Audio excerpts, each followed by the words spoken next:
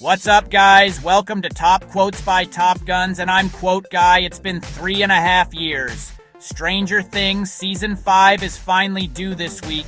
What a long wait. Beforehand, let's look at the creators of this ginormous blockbuster, the Duffer Brothers, who are our top guns today. Why and how did they make Stranger Things? The challenges they conquered, lessons and quotes and fun facts about the series as we look forward to the long-awaited big thing. Part 1. How Stranger Things Rewrote History. Here are not 11, but 7 major pieces of television, pop culture history that Stranger Things undeniably made. 1. Biggest streaming launch in Netflix history, at the time. Stranger Things has the single biggest word-of-mouth only launch in streaming history. Netflix spent almost nothing on marketing Season 1. People just binge-watched and screamed about it on social media until it became inescapable. Season 2, October 2017, was watched by 15.8 million US accounts in the first 3 days, and 361,000 people binge-watched the entire season in 24 hours, shattering every previous Netflix record and forcing the company to start publicly releasing viewership numbers for the first time ever. Stranger Things achieved near-perfect critical and audience scores while being pure genre entertainment. Season 1, 97% critics, 96% audience on Rotten Tomatoes. Almost no show, prestige or otherwise, hits that double 97% sweet spot, especially a monster kids horror show. 2. Revived Kate Bush's Running Up That Hill. 37 years later, Season 4, 2022, turned the 1985 song into a global #1 hit again in over 34 countries, gave Kate Bush her first ever Billboard Hot 100 Top 10, and made it the longest gap ever between release and reaching #1 on the UK charts. 44 years for Spotify's global Top 50. It's the most dramatic song resurrection in music history. 3. Most in-demand TV series in the world, ever. According to Parrot Analytics, 2022-2023, Stranger Things Season 4 became the first show ever to hit 172.3x average demand, meaning it was 172 times more in demand than the average TV series. It held the title of most in-demand show on Earth for a record-breaking stretch and still holds the all-time peak record. It also came extremely close to being the first English-language Netflix series to win the Emmy for Outstanding Drama, lost by 1 vote to Succession in 2022. 4. First Netflix original to generate a top 10 Billboard song in the streaming era. Besides Kate Bush, the Season 4 Metallica Master of Puppets scene sent the 1986 song back to number 12 on the Hot 100 and #1 on Billboard's hard rock streaming chart. The first time a Netflix show directly caused a decades-old metal song to chart that high purely from streaming or plays triggered by the series. 5. Most expensive TV season. Stranger Things is simultaneously the most expensive season of television ever made and the most practical. Season 5 cost $480 million, yet they still built giant animatronic monsters, real destroyed towns, and blew actual buildings up instead of going full CGI like every other billion-dollar franchise. 6. Making 80s nostalgia a billion-dollar industry again. Stranger Things caused the biggest single-day surge in Eggo waffle sales in history. After Season 1, Eleven's obsession with Eggo waffles led to a 14% year-over-year sales spike for Kellogg's frozen waffle brand in Q4 2016, the largest single-quarter jump the brand had ever seen. Kellogg's openly credited Netflix and even ran official Stranger Things-themed ads with the tagline, "Don't be an 11, meaning don't steal all the Eggos." Eggo waffle sales spiked 14% in 2016, Reebok released official Stranger Things sneakers that sold out in minutes, and Netflix basically revived the entire decade as a marketable aesthetic. 7. Unparalleled longevity and continuity. Stranger Things kept the exact same core creative team for 10 straight years. The Duffer Brothers wrote and directed nearly every episode themselves. No showrunner change, no writer's room takeover, no studio meddling that broke the tone, unheard of for something this massive. At the same time, Stranger Things turned side characters into bigger icons than most shows' leads. Steve Harrington, Eddie Munson, and Robin Buckley are more beloved and memed than the protagonists of 99% of other series. What's more, Stranger Things will end exactly as its creators planned a decade ago. The Duffers have said since 2016 that they always knew the ending. In an era where most hits get milked forever or canceled prematurely, they're actually landing the plane on their own terms, with the biggest finale budget in history. No other show has ever been this original, this expensive, this practical, this nostalgic, this perfectly cast, this perfectly timed, and this perfectly executed, all at once. Stranger Things didn't just break the mold, it melted it down and built something no one can copy. Basically, no other show has weaponized nostalgia to rewrite music charts, grocery sales, and streaming metrics all at the same time. Stranger Things didn't just become a hit, it rewrote the record books. Why did Stranger Things shatter so many records? Here are 5 reasons why Stranger Things became one of the biggest TV phenomena of all time. 1. Perfect 80s nostalgia done right.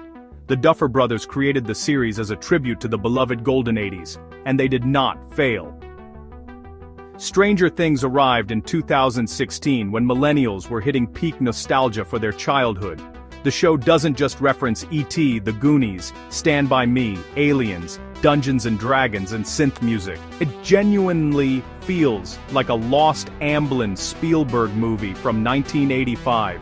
Every detail, fashion, bikes, walkie-talkies, analog tech, arcade games, VHS tapes, is obsessively authentic, turning nostalgia into an emotional high instead of cheap fan service.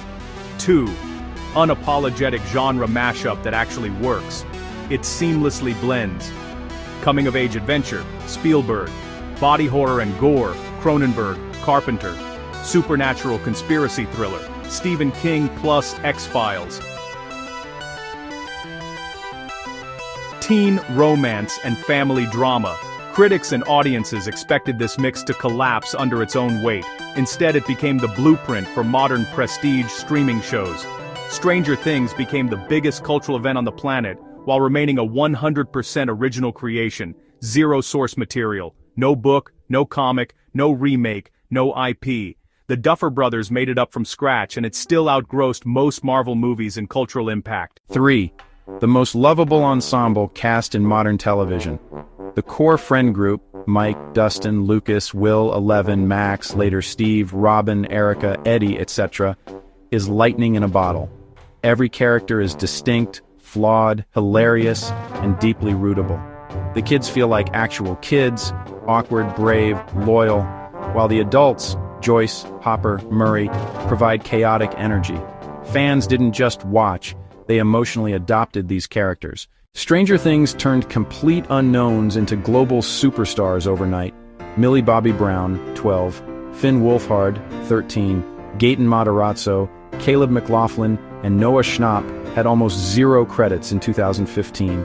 By 2017, they were the most famous teenagers on Earth. 4. Masterful blend of heart and terror.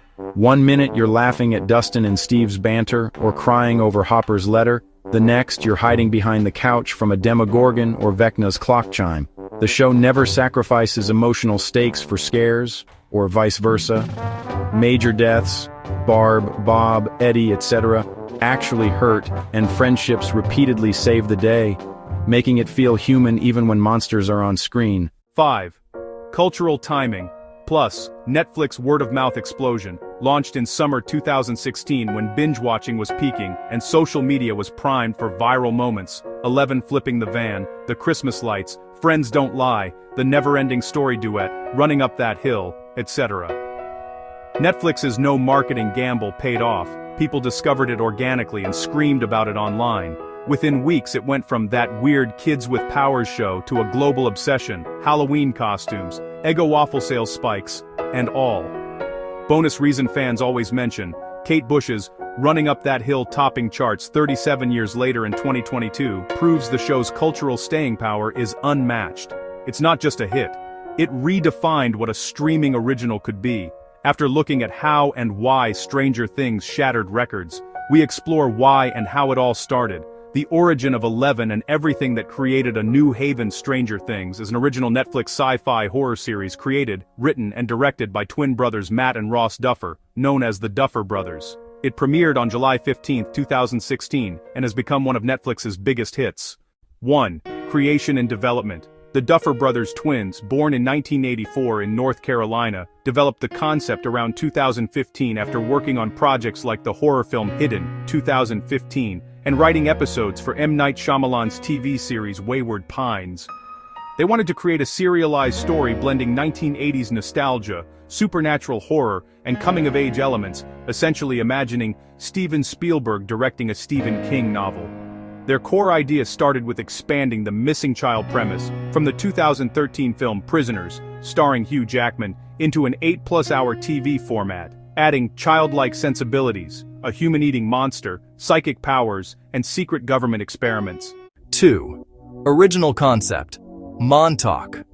The show was originally titled Montauk and set in Montauk, Long Island, New York, near the real Camp Hero, a decommissioned Air Force base. It drew heavy inspiration from conspiracy theories about the alleged Montauk Project, a supposed secret U.S. government program involving psychic experiments on children, mind control, time travel, teleportation, and interdimensional portals, stemming from books like Preston Nichols' The Montauk Project, Experiments in Time in the 1990s, which built on declassified real CIA programs like MKUltra.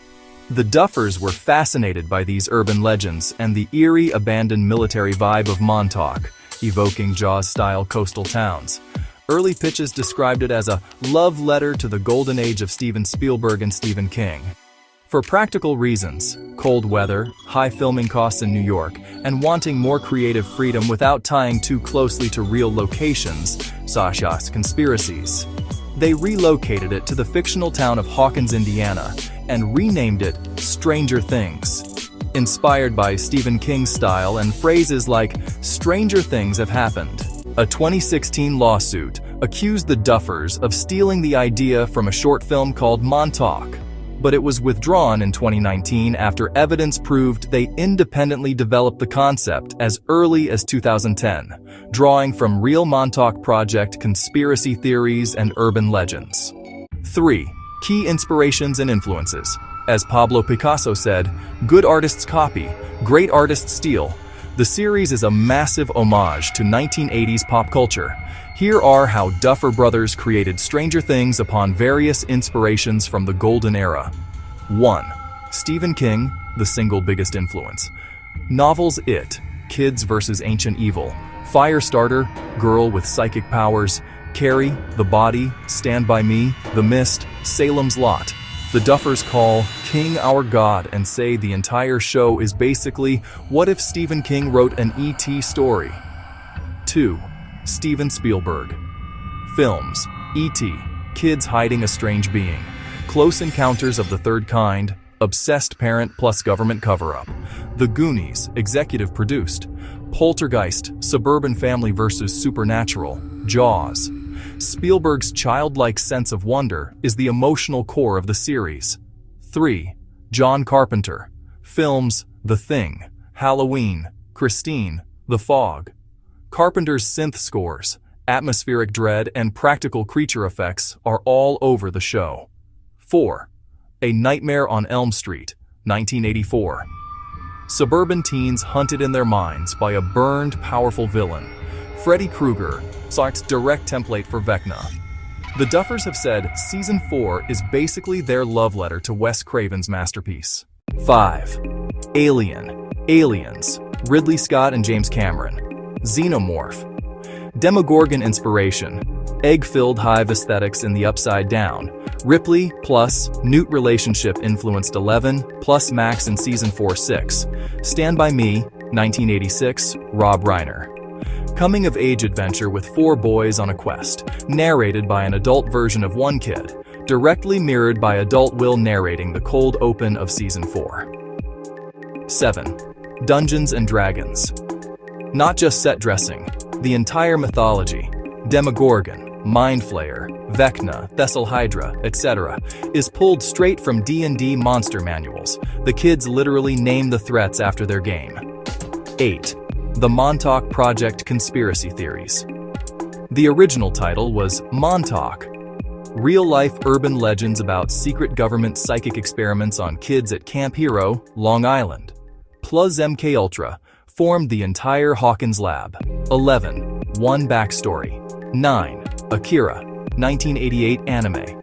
Psychic kids with nosebleeds, government experiments, telekinetic outbursts destroying labs. 11's powers and shaved head are a direct homage to Tetsuo and the Esper children. 10. Silent Hill, video game series. Rusty, ashy alternate dimension full of monsters. Siren sounds when the Upside Down bleeds into reality. The Duffers have cited it as a major visual influence for the look and sound design of the Upside Down. Honorable mentions that almost made the top 10. Explorers, 1985, The Gate, 1987, Super 8, 2011, Let the Right One in Twin Peaks, Small Town Weirdness, plus David Lynch vibes. The Duffers sum it up best. If Spielberg and Stephen King had a baby and John Carpenter raised it, that baby would be Stranger Things. Other inspirations include real-world echoes include the CIA's actual MKUltra program, 1950s to 1970s experiments with mind control and psychedelics on unwitting subjects, which grounds the Hawkins Lab experiments. While rooted in these influences and conspiracies, Stranger Things is entirely fictional and original, no direct adaptation of a book, true story, or prior script. A 2018 lawsuit alleging idea theft was withdrawn after evidence showed the Duffers created it independently.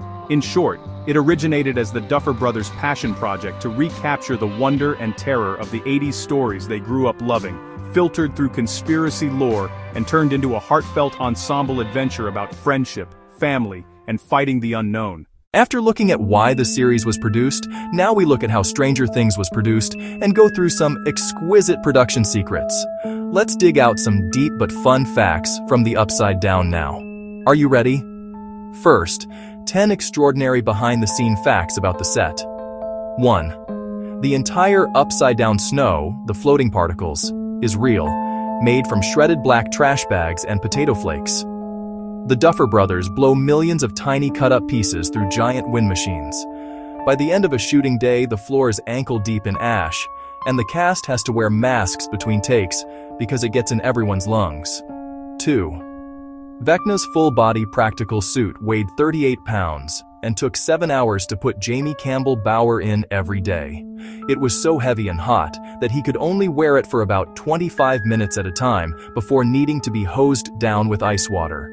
Between takes, they literally wheeled him around on a custom gurney because he couldn't walk. Compare that to RoboCop's suit, an 80-pound titanium fortress of rigid, gleaming plates which took Peter Weller 4 to 6 hours to put on, and that traps him in a stiff 80-pound cage, forcing him to act almost entirely through tiny mouth movements and posture. 3. The Creel House in Season 4 is a real abandoned mansion in Rome, Georgia, and it was genuinely haunted, according to the cast. Lights turned on by themselves, doors slammed, and Noah Schnapp swears he saw a little girl in Victorian clothing watching them film the attic scenes. The crew started leaving candy out for her by week 2. 4. The Duffer Brothers built a full-scale working Starcourt mall from scratch in an abandoned Gwinnett Place mall in Georgia. Every single store, Scoops Ahoy, Gap, Walden Books, etc., was dressed and stocked with real 1985 merchandise bought on eBay. After filming, Netflix let fans tour it for charity before demolishing everything. 5. The Mind Flayer's giant flesh monster in Season 3 was 90% practical. The 18-foot-tall final form was a massive animatronic puppet operated by 22 puppeteers underneath the set. The only CGI was the legs walking. Everything else, tendrils, mouths, melting, was real goo and hydraulics. 6. They bought and fully renovated Chief Hopper's trailer for $1. It was a real abandoned, moldy, drug den trailer in rural Georgia. Production bought it from the owner for $1, gutted it, and turned it into the iconic set. 7. The Upside Down is literally the exact same sets, but ruined on purpose. Every Upside Down location, the Byers house, the school, the mall, was built twice, once normal, once covered in vines, goo, and ash. They filmed the normal version first, then the art department spent weeks destroying the duplicates, with chainsaws, fire hoses, and fake snow. 8. The Demogorgon's flower head was originally going to open into a tongue-filled mouth full of human teeth. Concept artist Michael Maher drew early versions where the petals unfolded to reveal a second, toothy maw, like a mix of Alien and a Venus flytrap. The idea was scrapped because practical effects tests looked unintentionally comical. They went with the simpler, more terrifying closed face we know. 9. Winona Ryder improvised the entire Christmas lights alphabet scene. The now iconic moment where Joyce strings up the lights and talks to Will through blinks wasn't fully scripted. Winona came up with the idea of painting the alphabet on the wall herself during rehearsals, and most of her frantic dialogue, "I'm right here," was ad-libbed on the spot. David Harbour has said she was legitimately crying and shaking for hours of takes. 10. Season 5's massive War of Hawkins battle sequence used over 1,000 extras in monster makeup for a single day. It's the biggest single shooting day in Netflix history. They turned an entire abandoned Air Force base into a war zone with real tanks, pyrotechnics, and hundreds of practical demobats on wires. The cast still calls it Trauma Day. The amount of practical effects and real locations they insist on, even with a $500 million budget, is honestly insane. That's why it never looks like typical CGI slop. Second, here are 10 intoxicating fun facts about the setting and casting. 1. Millie Bobby Brown was rejected from Game of Thrones. She auditioned for a small role in Goatee the same year she got 11 and got told she was too young and inexperienced. She still jokes that getting rejected led her straight to waffles and superpowers. 2. Millie Bobby Brown was so unknown that Netflix's casting announcement literally just said, "girl." When the main cast was revealed in June 2015, every actor had their name and previous credits listed, except Eleven, who was credited only as girl to keep her identity secret. Millie was 11 years old and had basically zero professional credits, a couple guest spots on canceled shows. 3. All of Eleven's nosebleeds are real raspberry jam mixed with lube. Millie Bobby Brown confirmed the makeup team squirts it up her nose with a syringe right before action. She's so used to the taste now that she just swallows it between takes. 4. The floating sensory deprivation tank in Season 1 used 200 pounds of real Epsom salt. No CGI. They filled a kiddie pool so Millie could actually float blindfolded. 5. David Harbour gained 30 pounds of pure fat for Russian Prison Hopper in Season 4. He ate ice cream and pizza for months on purpose, then lost it all again in 10 weeks for the finale fight scenes. He called it the most miserable, best acting experience of my life. 6. Joe Keery secretly buzzed his hair right before Season 4 for another movie role. They panicked, made him wear a wig for early episodes, then wrote the new haircut drama into the show. 7. The Duffer Brothers' mom makes a cameo in every season.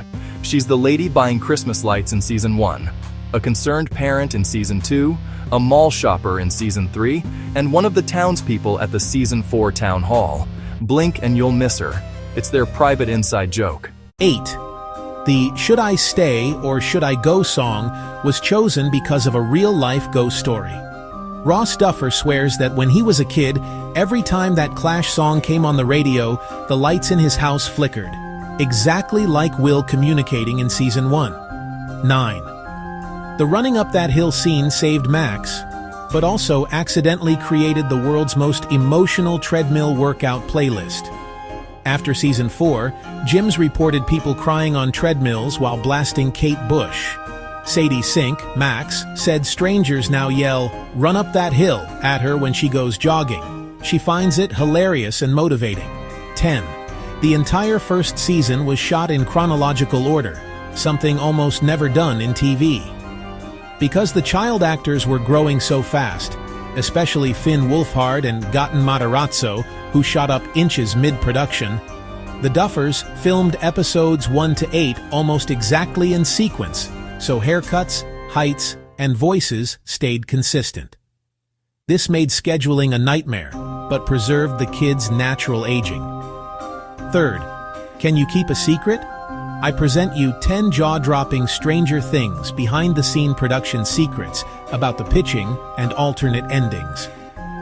1. The Duffer Brothers originally pitched the show as an anthology series, similar to American Horror Story or Fargo, where each season would feature a completely new cast, story, and setting in a different era. But they scrapped the idea to focus on the ongoing Hawkins characters. 2. To pitch the series to networks, before Netflix picked it up, the Duffers created a fake trailer montage using clips from over 25 classic 80s movies, including E.T., A Nightmare on Elm Street, Halloween, and Super 8, to capture the exact tone they wanted. 3. The Duffer Brothers write every single episode themselves, no writer's room. Unlike almost every other big Netflix show, they personally script all 40-plus episodes, with minor polish from a couple of trusted editors. That's why the tone never wavers. 4. Early concepts for monsters in the Upside Down included giant scary amphibians, like demonic frogs or toads, but they were dropped in favor of more humanoid and vine-covered creatures. 5. The original 2015 pitch Bible had a completely different ending planned. 11 was supposed to sacrifice herself permanently at the end of Season 1, vanishing forever. Netflix executives begged them not to kill her off, which is why she returns in the finale's Ego teaser. Mind blown yet? 6. They shot 2 completely different endings for Season 4, one where Max died permanently and one where she lived in a coma. They kept both versions secret until the last possible minute, and only decided in the editing room. The coma version won because test audiences rioted. 7. The alternate dimension was originally called The Nether, inspired by Minecraft's hell-like world, but the crew kept accidentally calling it the Upside Down during filming, and the nickname stuck permanently. 8. The Duffer Brothers once pitched a full remake of Stephen King's It to Warner Brothers before creating Stranger Things, but were turned down due to lack of experience. Many elements, kids versus an ancient evil, carried over into their own show. 9. The synth-heavy soundtrack composers Kyle Dixon and Michael Stein were members of an obscure Austin-based band called Survive. The Duffers discovered their music while working on the 2015 film The Guest and hired them on the spot. 10. The Duffer Brothers hid a real phone number in Season 1 that rang a working voicemail for months. Murray Bauman's phone number shown in Season 2, and referenced earlier, is fake, but in Season 1, Episode 8, a real Georgia area code number flashes on Joyce's missing poster flyers. Fans who called it in 2016 to 2017 reached a voicemail recorded by the Duffers themselves saying, "Ignore the strange noises, something's coming." Netflix eventually shut it down, because the line got overwhelmed. Finally, here are 10 final fascinating Stranger Things facts about the cast to make you love the series even more. 1. The cast had a real-life Dungeons & Dragons campaign during Season 1 filming. Finn Wolfhard, Mike, is a huge D&D nerd and taught the other kids how to play for real. They ran an ongoing campaign in their trailers. Gaten Matarazzo, Dustin, still brags that his character died heroically in one session, which is why Dustin is so dramatic about rolling dice on screen. 2. Steve's iconic bat with nails has its own Instagram account, sort of. After Season 2, the props department kept the bat, named it Naily, and the official Netflix Geeked account has posted photos of it traveling the world, including selfies at the Eiffel Tower and chilling with Baby Yoda. Fans treat it like a celebrity. 3. Millie Bobby Brown and Noah Schnapp made a pact as kids. If they're both single at 40, they'll marry each other. They announced this on camera multiple times, including Millie's lie detector episode on Vanity Fair. They still bring it up in interviews. Noah even has it written into his phone notes as The Pact. 4. David Hopper, officiated a fan's wedding in full Hopper cosplay. In 2018, a teacher won a contest and asked Harper to officiate her wedding if he got 25,000 retweets. He showed up in Hopper's sheriff uniform, fake mustache and hat, red lines from the show, "Mornings are for coffee and contemplation," and even smashed a Demogorgon piñata. The couple still calls it the greatest day ever. 5. The entire main child cast, the core 4 plus Millie, Caleb, Sadie, have a permanent group chat called Stranger Texts that's been active since 2015. They still spam it daily with memes, even at 3 a.m. across different time zones. Pure friendship goals. 6. Gaten Matarazzo, Dustin, has a real-life genetic condition called cladocranial dysplasia, which affects bone and tooth development. The Duffers intentionally wrote it into Dustin's character, including his lisp and missing teeth, instead of hiding it. 7. Dustin's pet turtle in real life is named Dart. 2. Gaten Matarazzo actually owns the turtle that appeared in Season 1, before the Demogorgon version. He brought his own pet to set, and the Duffers loved the name so much they reused it for the baby Demogorgon. 8. The Surfer Boy Pizza Van is a real working pizza company now. After Season 4, a group of fans in California bought the exact van model, painted it yellow with the Surfer Boy logo, and turned it into a legitimate mobile pizza business that delivers to Comic Cons. 9. Finn Wolfhard predicted Mike and Eleven's first kiss when he was 12. During his audition tape, after reading a scene with Millie, little Finn looked at the camera and said, "I think Mike and Eleven are gonna fall in love someday." The Duffers kept the tape and showed it to the cast years later. 10. Sadie Sink, Max, was terrified of skateboarding. She had never skated before Season 2. The crew taught her on set, and every single cool skate trick you see, especially the Season 4 opening, is really her after months of practice. No stunt double for the smooth moves.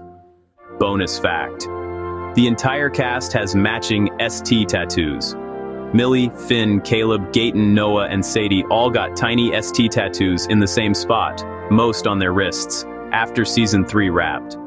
David Harbour and Winona Ryder refused because they're too old for that, but Harbour has a giant 11 silhouette tattoo instead. Still the best found family chaos ever. Which fact surprised you the most? Having dissected all the behind-the-scenes, scripts, settings, shootings, casting, and crew connections, let's look at how the Duffer Brothers were able to pull this unfathomably ferocious beast. I mean, feet off. First, we look at the close bond and camaraderie between the brothers, the Duffer Brothers relationship. A twin bond, forged in filmmaking. Matt and Ross Duffer, born February 15, 1984 in Durham, North Carolina, are identical twins whose lifelong closeness has been the cornerstone of their creative partnership. Raised by their mother, Ann M. Christensen, a part-time real estate broker, and father, Alan P. Duffer Jr., a project director with a passion for films, the brothers shared an inseparable childhood marked by a mutual obsession with movies and TV shows. From third grade onward, they received a Hi8 video camera as a gift and spent summers crafting homemade feature-length films, starting with unwatchable shorts and evolving into polished horror and sci-fi projects. Just like how James Cameron got a Super 8 camera and immediately began shooting stop-motion shorts with his younger brother Mike at age 10-11, building cardboard spaceships, stop-motion monsters, underwater tanks, and even a homemade front projection rig.